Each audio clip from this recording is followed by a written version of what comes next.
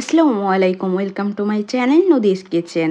আজকের রেসিপিটা হচ্ছে ঈদ স্পেশাল খিচুড়ি পোলাও চালের। আমি সেটাই শেয়ার করব তোমাদের কাছে। এখানে আমি পেঁয়াজ কুচি দিয়ে নিচ্ছি এবং এটাকে একটু ভেজে নিব। এখন এখানে আমি গরম মশলাগুলো দিয়ে দিচ্ছি, এটাকেও সাথে ভেজে নিব, তাই সুন্দর একটা ঘ্রাণ আসবে। আর সবাইকে অগ্রিম ঈদ মোবারক। সবার জন্য অনেক অনেক দোয়া আর ভালোবাসা। দোয়া করি যেন সবার ঈদ সুন্দরভাবে কাটে। এখানে আমি এখন আদা রসুন বাটা দিয়ে দেব, দুটো একসাথে মিক্স করে ব্লেন্ডার করে নিয়েছি। এখন আমি একে একে সব মশলা দিয়ে দেব। প্রথমে দিচ্ছি হলাম হলুদ গুঁড়ো, এরপর দিচ্ছি হচ্ছে জিরার গুঁড়ো, এরপর দিয়ে দিচ্ছি ধনিয়া গুঁড়ো, এরপরে মরিচের গুঁড়ো, তারপরে স্বাদ মতন লবণ দিয়ে 4টা কাঁচামরিচ দিয়ে ভালোভাবে কষিয়ে নেব। এখানে আমি কষানোর জন্য পানি দিয়ে দেব, তারপরে আমি চালগুলো আর ডাল দিয়ে দেব।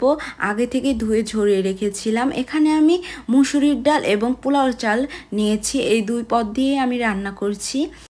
তারপরে ভালোভাবে মিক্স করে নেব। একটু টাইম নিয়ে আমি এটাকে নাড়বো যাতে সুন্দর মিক্সড হয়ে যায় মশলাগুলো। একটু ভালোভাবে নেড়ে দিচ্ছি। আর অবশ্যই চুলার পাওয়ারটা এখন কমিয়ে রাখবেন, যত ভেজে নেবেন তত খিচুড়িটা ঝরঝরে হবে।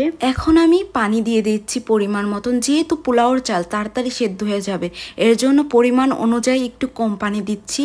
এখন আমি ঢাকনা দিয়ে ঢেকে দেব। তারপরে যতক্ষণে না পানি শুকিয়ে যাচ্ছে ততক্ষণ আমি ঢেকে রাখবো। কিছুক্ষণ পরে আমি ঢাকনা খুলবো। দেখুন এখনও কিন্তু চাল আর ডাল ফুটে নেই।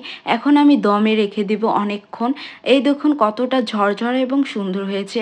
আপনারা চাইলে এভাবে ট্রাই করতে পারেন। কম মশলায় সুন্দর একটা খিচুড়ি রেসিপি করলাম। আপনাদের ভালো লাগলে লাইক কমেন্ট শেয়ার করবেন। আর আমি যেভাবে রান্না করি আপনাদের কাছে সেইভাবেই শেয়ার করি। দেখতে যতটা সুন্দর ছিল, খেতেও খুব মজার ছিল। অনেক মজা করে খেয়েছি আলহামদুলিল্লাহ। আর সবাইকে অনেক অনেক ধন্যবাদ আমার ভিডিওটা দেখার জন্য। তো ভিডিওটা আজকে এই পর্যন্ত। দেখা হবে নতুন কোনো ভিডিও নিয়ে।